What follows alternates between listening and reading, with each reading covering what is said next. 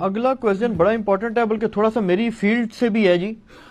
یا اللہ خیر. میں بال پوائنٹس اور ٹی شرٹس وغیرہ کا آن لائن کاروبار کرتا ہوں جسے ڈراپ شپنگ کہتے ہیں. جی ہاں.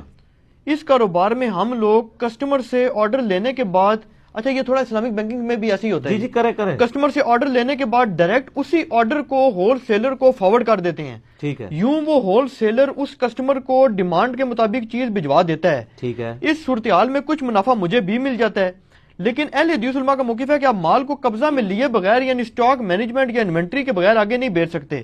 یہ حرام ہے. پلیز مجھے صحیح مسئلہ بتا دیں تاکہ میں حرام سے بچوں اگر باقی حرام ہے. اچھا یہ علی بھائی اس میں گزارش یہ کر رہا ہوں کہ اسلامک بینکنگ پہ بھی جو اعتراض کرتے ہیں نا بعض علماء، وہ یہ کرتے ہیں کہ یار گاڑی آپ کی ملکیت نہیں، گھر آپ کی ملکیت نہیں جو آپ آگے بیچ رہے ہو.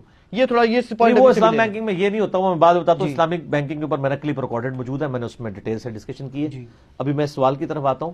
پہلی بات یہ ہے کہ اہل حدیث علماء نے جو آپ کو مسئلہ بتایا نا، وہ مسئلہ انہوں نے فقہ کے بغیر بتایا، اس کی یعنی انٹینشن کو انہوں نے نہیں سمجھا. بخاری مسلم میں حدیث ہے کہ نبی صلی اللہ علیہ وآلہ وسلم نے فرمایا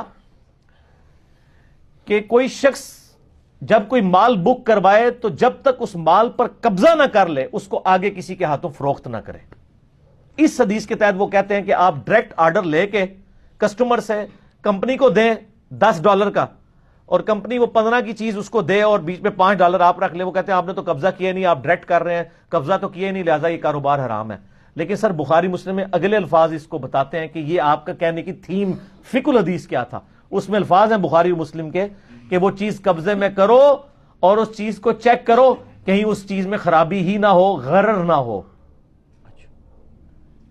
یعنی میں نے اگر 10 ٹی شرٹس بک کروائی ہیں، اس میں سے اس نے 4 تو ٹھیک ڈالی ہیں، 6 کے اندر کچھ خرابی ہے، میں نے دیکھے بغیر ہی آگے بیچ دی، تم دھوکہ کر دیا نا، غرر ہو گیا نا.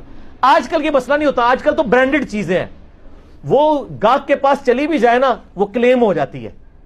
نبی علیہ السلام کی تھیم کیا تھی کہ تم قبضہ کر کے دیکھو کیا جو چیز تم آگے بیچ رہے ہو وہ ٹھیک بھی ہے کہ نہیں. مثلا میں آپ سے کہتا ہوں کہ جی میں ایک آپ کو پیاز کا پورا ٹرک جو ہے وہ دیتا ہوں اس ریٹ کے اوپر، اور آپ کو میں نمونے کے طور پہ چند پیاز دکھاتا ہوں. ٹھیک ہے. ٹرک میں نے باہر سے بک کروایا ڈائریکٹ جو ہے وہ اس کو کیا کہتے ہیں نہیں عثمان بھائی جڑے وڈے ہوندے نے ڈیلرز، آڑت تو بھی اتنے جڑا ہوتا ہے بوپاری، او بیٹھے نا منڈی والے بوپاری جو ہے نا، بوپاری سے آپ نے بکنگ کروائی، آپ آڑتی ہیں اور آپ نے آگے جو ہے وہ چھوٹوں کو بیچ دی اور آپ نے وہ قبضے میں مال کیا ہی نہیں ہے. ہو سکتا ہے وہ پیاز مکس ہو تو وہ تو آپ کو گالیاں نکالے گا. اس میں الفاظ ہیں کہیں غرر نہ ہو، دھوکہ نہ ہو. اگر میرے بھائی اگر میں ایک جو ہے وہ سامسنگ کا موبائل ایک کمپنی سے بک کرواتا ہوں اور اس کا وہ ماڈل ہے تو اس میں غرر تو کوئی نہیں ہونا، وہ دنیا سے کہیں سے بھی. سر پھر دیکھ لو گورا ہی ہے نا، دنیا تو جتنے بھی چیز خریدو خالص ہی ہوئے گی. جنت پھر بھی تسی جانا ہے، دو نمبریاں کر کے بھی کہانیاں تو کرائیاں نے.